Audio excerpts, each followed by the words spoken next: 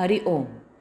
योगदास जय गणेश जोशी यांनी निरूपण केलेला ज्ञानेश्वर माऊलींचा हरिपाठ अभंग 16वा, ओवी क्रमांक 64. रामकृष्ण नामी उन्मनी साधिली, तायासी लाधिली सकळ सिद्धी. रामकृष्ण नामी उन्मनी साधिली, तायासी लाधली सकळ सिद्धी. अध्यात्मामध्ये देहाचे जड, सूक्ष्म, कारण आणि महाकारण असे 4 प्रकार मानलेले आहेत. या 4 देहांच्या जागृती, स्वप्न, सुषुप्ती आणि तुरीय अशा 4 अवस्था असतात. यापैकी चौथी अवस्था तुरीय हीच येथे श्री ज्ञानेश्वर माऊलींनी सांगितलेली उन्मनी अवस्था होय. श्री ज्ञानेश्वर माऊली सांगतात की रामकृष्ण नामी उन्मनी साधिली. रामकृष्ण अशा हरिनामाने, परमात्म्याच्या नामस्मरण साधनेने अध्यात्मामधील अतिउच्च अशी उन्मनी अवस्था प्राप्त होते. या उन्मनी अवस्थेत ध्यान लागते आणि परम आत्म्याची ती दिव्य झलक मिळते. परमात्म्याचा साक्षात्कार होतो, समाधी लागते. ही भावावस्था प्राप्त व्हावी यासाठीच अध्यात्म उपासना केलेली असते. या भावावस्थेत आत्मसाक्षात्कार होतो. ओंकाराच्या अ, उ, म या 3 मात्रांच्याही याच 3 अवस्था मांडुक्य उपनिषदात सांगितलेल्या आहेत. सर्वसार उपनिषदामध्ये सुद्धा जागृत, स्वप्न आणि सुषुप्ती या 3 अवस्थांचं विवेचन केलेले आहे. माझ्या योग साधना या पुस्तकात यासंबंधी मी सविस्तर माहिती दिली आहे. येथे हरिपाठाच्या दृष्टिकोनातून आवश्यक ती माहिती करून घ्यायची आहे. जागृती. आपण जीवन जागृत राहून जागेपणाने जगत नाही. घटना नेहमीची रोजची झाली की त्याचं जागेपण आपण विसरतो. घरातील व्यक्ती, आजूबाजूच्या वस्तू, नित्य दिसणारा निसर्ग इत्यादीबद्दलची जागृती आपण हरवून बसतो. त्यामुळे आपण आपल्या जीवनात प्रत्येक गोष्टीपासून क्षणाक्षणाला मिळणारा आनंद घेऊ शकत नाही. याचप्रमाणे हे जग जसे आहे तसे आपल्याला आकलन होत नाही. ते आपल्या दृष्टिकोनातून, आपल्या बौद्धिक कुवतीनुसार आपल्याला समजत असते. आपल्याला त्याचं सत्य ज्ञान होत नसतं. जे काही होतं त्यात त्या जाणणाऱ्याचा सहभाग असतो. त्यामुळे वस्तू नक्की कशी आहे ते कधीच कळत नाही. अध्यात्मात जग हे योगेश्वराची माया आहे असं म्हटलं आहे. जागृतावस्थेत असावं आणि अनपेक्षितपणे ज्ञानमय पर्जन्यवृष्टी व्हावी, बोध व्हावा. या बोधमय ज्ञानमय भावसमाधीमधून जाग यावी आणि ज्ञान व्हावं की ही बोधमय ज्ञानमय समाधी हीच खरी जागृत अवस्था होती. स्वप्न. स्वप्नावस्थेत आपण सूक्ष्म वस्तुजगताचा अनुभव घेत असतो. स्वप्न न पाहणं मनाच्या अधिकारात नाही. स्वप्न आपोआप संपतं. स्वप्नाचा अनुभव आतील देह घेत असतो. स्वप्नात ज्या हालचाली होत असतात त्या आपला आतील सूक्ष्म देह करतो. ही अंतर्देहाची इंद्रिय स्मृतीला जोडलेली असतात. म्हणूनच आपल्याला जाग आल्यावर स्वप्न जसंच्या तसं आठवतं. स्वप्नदृश्य स्मृतीला जोडली जात असताना त्याची मनालाही संवेदना मिळते. स्वप्नावस्थेला आपलं बाह्य शरीर आणि मन यांचं आधिपत्य नसलं तरी ती साथ देत असतात. स्वप्न आपण एकटेच उपभोगत असतो. आपण झोपलेले असताना बाहेर आणि किंवा आत अंधार असूनही मिटल्या डोळ्यांनी आपण स्वप्न पाहू शकतो. प्रत्यक्ष जीवनात अशक्य, अचाट, महापराक्रमी अशी वाटणारी कृत्य आपण स्वप्नात अगदी लीलया सहज करत असतो. मनी वसे ते स्वप्नी दिसे असं म्हटलं जातं. आपल्या मनात आलेल्या वासना, इच्छा जेव्हा अतृप्त राहतात तेव्हा त्या स्वप्नातून पूर्ण करण्याचा प्रयत्न केला जातो.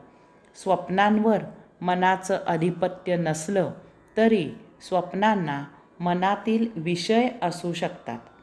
स्वप्नांना मनाप्रमाणेच प्रचंड वेग असतो. स्वप्न पडणं ही गाढ निद्रा न लागण्याची लक्षणं असतात. स्वप्नांचा उपयोग ज्ञानप्राप्तीसाठी करून घ्यावा. आर्किमिडीजचं सुप्रसिद्ध उदाहरण आहे. स्वप्न पडणं ही काही आरोग्यदायक गोष्ट नाही. ते उद्ध्वस्त मनाचं, शांत झोप न येण्याचं, चिंताक्रांत मनाचं लक्षण आहे. परंतु स्वप्न पडतच असतील तर स्वप्नांचा उपयोग ज्ञानप्राप्तीसाठी करावा.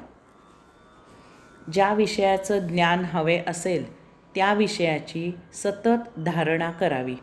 स्वप्नाळू व्यक्तीला कदाचित त्या धारणेचं स्वप्न पडून ज्ञान मिळू शकेल. याचा अर्थ ज्ञान प्राप्त करण्यासाठी त्या धारणेचं स्वप्न पडण्याचा प्रयोग मात्र करू नये. कारण स्वप्न आपोआप पडत असतात. ती मुद्दाम पाडता येत नाहीत. स्वप्न न पडणं आणि गाढ झोप मिळणं हे प्रकृती स्वास्थ्याच्या दृष्टीने केव्हाही चांगलेच असते हे ध्यानी ठेवावे. सुषुप्ती. जागृत आणि स्वप्न या दोन अवस्थांपलीकडील अवस्थेला सुषुप्ती अवस्था असं म्हणतात.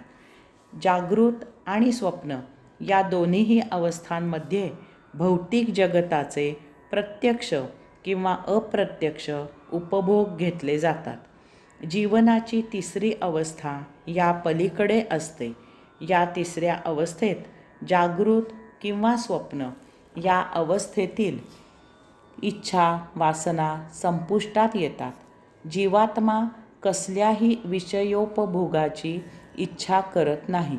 तो प्रत्यक्ष वस्तू उपभोगत नाही किंवा त्या उपभोगाचे स्वप्नही पाहत नाही. तो पूर्ण निरीच्छ झालेला असतो. त्याची जाणीव एकजिनसी झालेली असते. या जाणीवेला फक्त चेतन स्वरूप असते. जीवनाच्या या तिसऱ्या अवस्थेला सुषुप्ती असं म्हणतात. सुषुप्ती म्हणजे गाढ निद्रा. गाढ निद्रेत आपलं शरीर आणि आपली इंद्रिय निचेष्ट पहुडलेली असतात. सुप्त म्हणजे मृतवत, प्रेतवत. सुषुप्त म्हणजे पूर्ण मृत किंवा प्रेत झालेली नव्हे, तर जणू काही मृत किंवा जणू काही प्रेत झालेली. या गाढ निद्रावस्थेत योग साधनेमुळे त्यांना फक्त आत्मचेतनेचीच जाणीव शिल्लक असते. याचाच अर्थ त्यांना आत्मभान आलेले असते. आध्यात्मिकदृष्ट्या हेच सत्यज्ञान, चिरज्ञान असते. भौतिक जगताचे ज्ञान हे अज्ञान असते. आता शरीर, इंद्रिय अशी संवेदना राहत नाही. भौतिक जगतातील ती फसवी सुखदुःख येथे शिल्लक राहत नाहीत.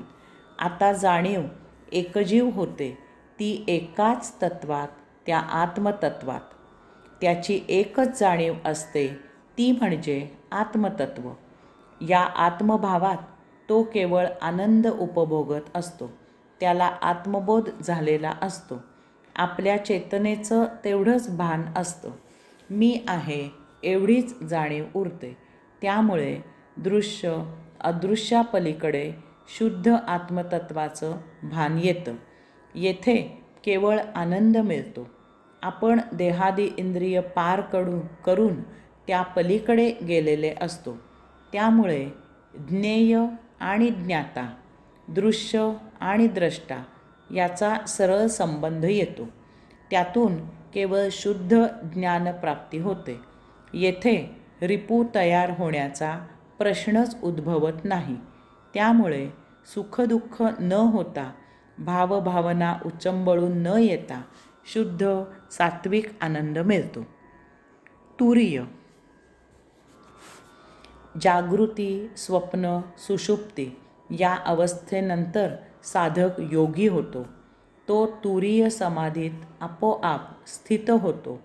त्यासाठी सुषुप्तीमध्ये साधकाने वाट पाहत योग साधना करत नामस्मरण करत राहायचं असतं.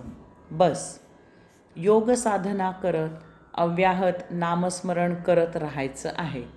एक दिवस तो आपोआप तुरीय समाधीत प्रविष्ट होतो. सुषुप्ती या तिसऱ्या अवस्थेत साधक 6व्या आज्ञाचक्रात स्थित असतो. तुरीय अवस्थेमध्ये तो 7व्या शून्यचक्रात स्थित होतो. येथे त्याची परमात्म्यात समाधी लागते. त्याला परमात्मा दर्शन होते. श्री ज्ञानेश्वर माऊली तुरीय अवस्थेमुळे काय होते ते सांगत आहेत. तायासी लाधली सकळ सिद्धी. सुषुप्ती या अवस्थेत साधक केवळ आनंद, केवळ चेतना अनुभवत असतो. तुरीयमध्ये त्याला देहादी इंद्रियांचे भान राहत नाही. पंचज्ञानेंद्रिय, पंचकर्मेंद्रिय, मन, बुद्धी, चित्त आणि अहंकार या 14मध्ये पंचप्राण मिळवून साधकाला जागृतावस्थेत बाह्य जगताचं ज्ञान होत असतं. याच 19 अंतःइंद्रियांनी त्याला स्वप्नावस्थेत अंतःपटलावर ज्ञान होत असतं. ही इंद्रिय पार करून साधक सुषुप्ती या तिसऱ्या अवस्थेत प्रविष्ट होतो. येथे त्याला शुद्ध आनंद प्राप्त होतो. यालाच योगाधिराज पातंजलींनी सानंद समाधी असं म्हटलं आहे.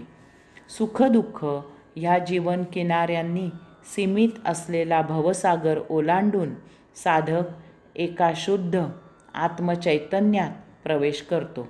येथे फक्त आनंद असतो. हा आनंदाचा डोह पार करून साधक चेतनेची जाणीव करणारा न राहता तोच ती चेतना होतो. तोच आत्ममय होतो. तुका झाला पांडुरंग. त्याला देहादी इंद्रियांकडून ज्ञान न होता त्यांच्याशिवाय येथे त्या चेतनेने प्रज्ञा प्राप्त होते. वस्तू जशी आहे तशी शुद्ध स्वरूपात तो जाणू लागतो. येथे इंद्रियांचे कसलेही विभाव ती वस्तू मलिन करत नाहीत. ही सृष्टी जशी आहे तशी तो आत्मा अनुभवू लागतो. आता आत्मा सृष्टीलीला शुद्ध जाणीवेने पाहू लागतो. द्रष्टा आणि दृश्य यांच्यामधील विक्षेप, चेतनेचाही विक्षेप शून्य होतो. अस्मिन भाव लोप पावतो. मी पण उरत नाही. तो परमपुरुष म्हणजे मीच आहे हे ज्ञान प्राप्त होते. हरि ओम.